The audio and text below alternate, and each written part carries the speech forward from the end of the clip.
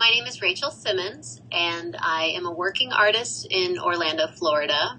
I also am a professor of art at Rollins College. I've been here for about 12 years now.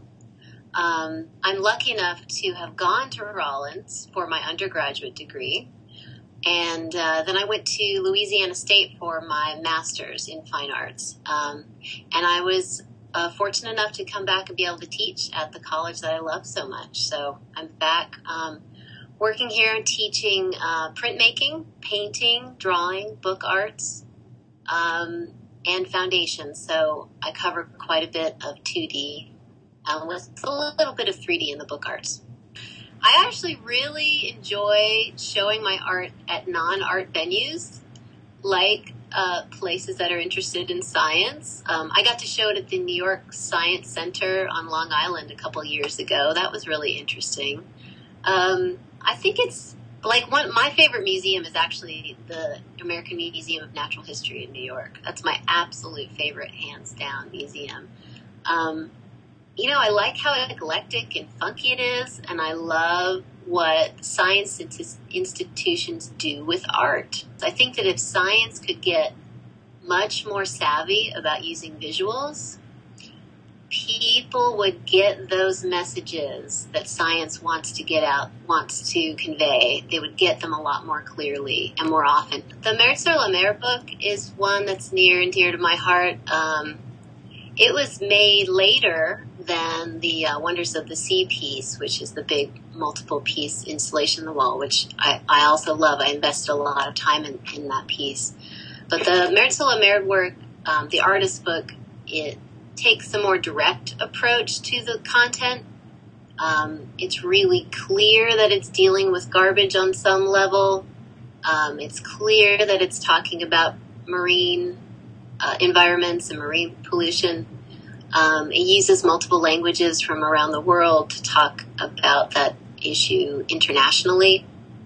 And it's one of those pieces that I found is very educational for people. Some people have never heard of the giant garbage patch in the Pacific Ocean, and sometimes they learn about it for the first time through that artwork. One of my favorite things to do is to kind of use color in a seductive way to bring the viewer into a piece.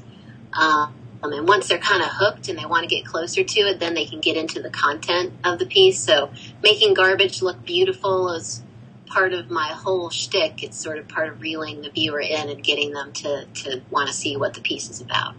So about 2005, I took my first international trip in a while. I'd been abroad to Europe, but I went down to South America to Ecuador and went to the Galapagos archipelago right off of the coast of Ecuador with a group of my colleagues from Rollins, and it was designed to be an interdisciplinary seminar.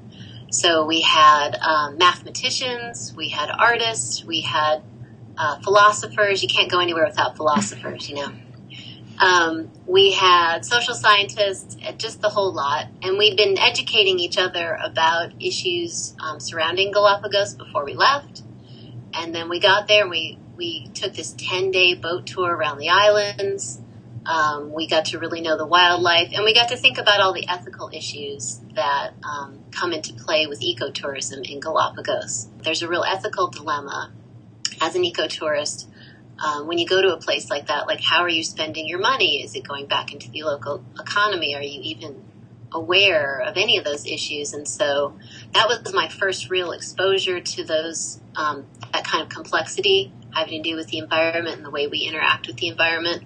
And it really caught my imagination. And my work ever since then has been really focused on these issues that ecotourism delves into. It could be marine pollution, it could be land conservation, it could be sustainable development. All of that is really clustered around my experiences as an ecotourist. One of the things that I get asked a lot is whether or not I expect my viewers to be as environmentally conscious as I seem to be as an artist creating this type of work. But actually, I'm just like everybody else. I struggle with environmental issues in my daily life. I I have a family, I have a dog, I drive an SUV, I don't have a Prius, right? It wouldn't fit I can't haul work around in a Prius.